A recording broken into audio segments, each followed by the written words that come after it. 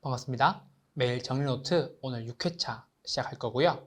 지금 중간 정도 매일 정리노트도 달려왔습니다. 중간 정도 달려온 만큼 여러분들의 실력도 함께 성장할 수 있기를 간절히 바라면서 오늘도 출발하겠습니다. 첫 번째입니다. 금융지원, 보조금 지급, 부가금, 부과 등은 토지정책수단 중 다음에 해당한다 라고 나오는데요. 여러분, 개입에 제가 가장 크게 세 가지 있다고 늘 말씀드리고 있죠. 첫 번째 개입은요, 토지 이용 규제가 있고요. 두 번째는요, 직접적 개입이 있고요. 세 번째는요, 간접적 개입이 있습니다. 그런데 토지 이용 규제에서 첫 번째는요, 개발권 양도제랑 지역 지구제가 있고요.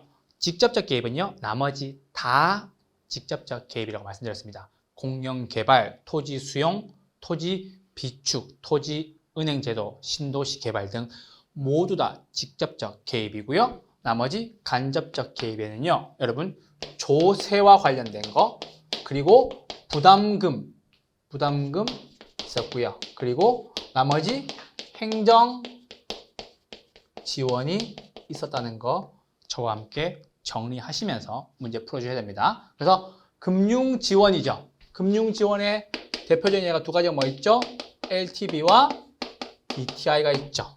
그래서 금융지원, 보조금 지급, 부가금, 부과 등은요, 토지 정책 수단 중 이용규제와 직접적 규제, 그리고 간접적 개입 중에 어떤 개입이 속하나요? 그래서 간접적 개입에 속한다 라고 정리해 주시면 되세요. 그래서 조세, 금융, 행정 요 세 가지가 개입의 수단 중에서 간접적 개입이다 라고 정리해 주시면 됩니다.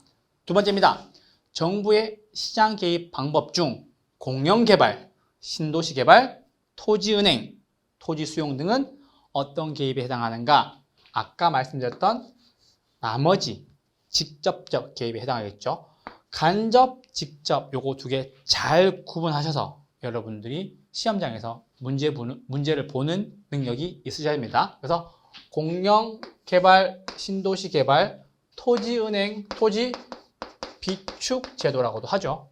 우리가 LH에서 하고 있는 거, 그리고 토지 수용 등은 이용규제, 직접 개입, 간접 개입 중에서 어떤 개입에 속하죠? 직접 개입에 속한다 라고 정리해 두시면 됩니다. 3번입니다. 공공재는 소비에 있어서 규모의 경제가 벌어지죠. 규모의 경제, 즉 생산비를 떨어뜨려서 가격 경쟁력을 가지는 거 말씀드렸습니다. 공급과 관련하여 사적 시장에 맡겨놓은 경우 필요한 양보다 많이 생산되나요? 적게 생산되나요? 제가 아까 여러분들에게 공공재에 대해 설명을 드리면서 지방 도로를 달리고 있을 때 가로등이 많은가요? 적은가요?로 설명을 드렸죠. 왜냐하면 가로등이 역시 공공재에 해당하니까요. 그런데 지방 도로를 다니다 보면은 가로등이 없어서 어두운 경우가 있어요. 그래서 사고가 발생할 우려가 많네요. 그러면은 가로등이 부족하다는 것은 공급이 많다는 거예요? 공급이 적다는 얘기예요? 적다는 얘기가 되겠죠. 그래서 필요한 양보다 많이 생산된다는 거예요? 적게 생산된다는 거예요? 당연히 적게 생산이 된다는 거겠죠. 왜냐하면요, 공공재는요, 사적 시장에 맡겨놓을 경우 당연히 적게 생산이 되니까요. 3번 공공재는 적게 생산된다 였습니다. 자, 4번입니다. 규제 임대료가 시장 임대료보다 높게 설정되거나 낮게 설정이 될 텐데요, 여러분. 높게 설정되든 낮게 설정되든 초과 수요가 발생한대요. 초과 수요가 발생하여 임대 부동산의 부족 현상이 나타나는 것은요, 규제 임대료가 시장 임대료보다 높아야 돼요, 낮아야 돼요?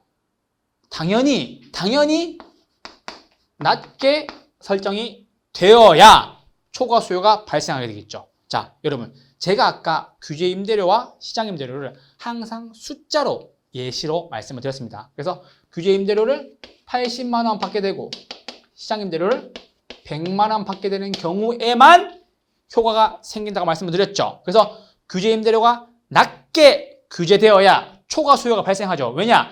저렴하니까, 싸졌으니까. 이해됐죠? 초과 수요가 발생하고 그 이후에 발생하는 것이 뭐가 있었죠? 공급이 어떻게 된다고요? 감소가 되는 거죠. 초과 수요와 공급 감소 함께 외워두셔야 됩니다. 쌤, 왜 공급이 감소되나요? 돈이 안 되니까요. 원래 100만 원 받을 수 있는 시장 임대료를 80만 원 받으라고 하니까는 임대인 입장에서는 용도 전환을 시키거나 아니면 분양을 안 하거나 임대를 안 놓아 버리는 경우가 있겠네요. 그래서 초과 수요 발생은 공급 감소와 연관성이 있다는 것도 함께 기억해 두셔야 됩니다. 5번입니다. 임대료 보조 정책과 선분양 정책은 주택의 공급을 늘리겠어요? 줄이겠어요? 제가 계속 말씀드렸던 게 주택의 공급을 증가시킬 수 있는 두 가지 요인, 굉장히 중요하다고 몇 번이나 말씀을 드렸죠? 그래서 주택의 공급을 증가시킬 수 있는 요인이 크게 세 가지가 있었는데 반드시 기억해두라고 말씀드렸던 게 바로 임대료 보조 정책과 선분양, 후분양 중에 어떤 분양? 선분양이죠. 선분양이고 나머지 분양가 자율화 정도가 있을 수 있겠네요. 그런데 시험에 늘 나오는 거는 임대료 보조와 선분양이죠. 그래서 여러분들이 시험 지문에서 공급을 증가시키는 요인이 무엇이냐라고 얘기했을 때 반드시 임대료 보조와 선분양을 기억해 놓고 지문을 보셔야 된다는 거죠. 그래서 임대료 보조와 선분양이 아닌데 공급 증가가 나온다. 모두 다 틀린 지문입니다. 정리 그렇게 해주시면 됩니다. 그래서 답을 빨리 구할 수 있으실 거예요. 그래서 임대료 보조 정책과 선분양 정책은 주택의 공급을 어떻게 시킨다고요? 증가시킨다 라고 정리해 주시면 됩니다. 자, 그래서 5번까지 해드렸습니다.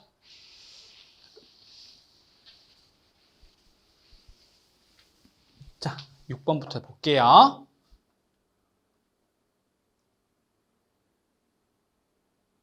자, 6번입니다. 여러분, 임대료 규제 정책을 펼쳤어요. 임대료 규제 정책을 펼치면요.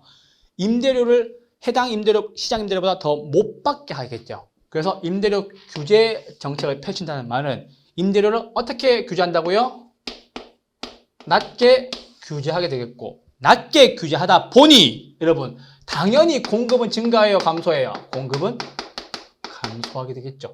공급이 감소하게 되면 임차인들의 이동이 원활해질까요? 어려워질까요? 내가 가고 싶은 곳에 해당의 매물이 없으니까, 해당 주택이 없으니까 임차인의 이동이 당연히 어려워지는 경향이 발생하게 되겠죠. 그래서 지문에 나온 것을 말씀드리면요. 주거 선택의 자유가 제한된다 라고 정리해 두셔도 됩니다. 그래서 임차인들의 이동이 어려워지는 것이 주거지 선택의 자유가 어려워진다 라고도 정리할 수 있겠네요. 7번입니다. 분양가를 규제하거나 선분양 제도를 시행하게 되면 주택의 품질은 어떻게 되겠어요, 여러분? 분양가를 이것보다 못 받게 한대요. 그리고 미리 돈을 받아서 짓고 있대요. 여러분 많이 겪어보셨었죠? 선분양 같은 경우에는 주택의 품질이 당연히 떨어지게 되겠죠. 왜냐? 분양가를 규제하니까 돈이 안 되니까는 당연히 품질에 대한 저하가 우려가 되고요. 선분양을 해서 미리 돈을 받아서 지은 상태니까는 당연히 주택의 품질은요, 저하되는 것이 일반적이다 라고 정리하시면 되겠습니다. 8번입니다. 임차인에게 주거지 선택의 자유를 보장하려면 누구에게 보조금을 주어야 되는가? 여러분, 임대인에게 보조금을 주는 경우도 있고 임차인에게 보조금을 주는 경우도 있지만 임대인에게 보조금을 주게 되면 여러분 당연히 여러분 이동의 자유를 가지기가 힘들겠죠. 왜냐하면 임대인에게 보조금이 나오는 지역에 대해서만큼만 혜택이 있으니까. 그런데 임차인에게 보조금을 주게 되면 주거지 이동의 자유가 보장이 되겠죠. 아까 말씀드렸던 6번의 경우와 함께 잘 정리해 주시면 되세요. 그래서 임차인에게 주거지 선택의 자유를 보장하려면 누구에게 보조금을 지급해야 된다고요? 임차인에게 보조금을 지급하시면 됩니다. 그래서 주거지 선택의 자유는요, 당연히 임차인에게 보조금을 지급해야 됩니다. 자, 9번입니다. 공공임대주택의 종류 8가지에 대한 이야기죠. 그래서 공공임대주택에 대한 종류 8가지는요. 영구임대주택, 국민임대주택, 행복임대주택, 통합공공임대주택, 장기전세주택, 그리고 분양전환 공공주택, 기존주택 매입, 기존주택 전세, 이렇게 8가지가 있고요.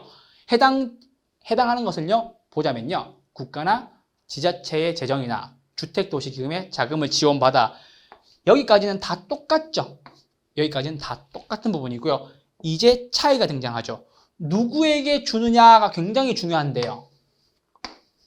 대학생, 사회초년생, 신혼부부, 젊은 층에게 주거 안정을 위해서 제공하는 임대주택은요. 어떤 임대주택이겠죠? 여러분, 이제 막 시작하는 느낌의 사람들. 어때요? 기분이 어때요? 행복하죠?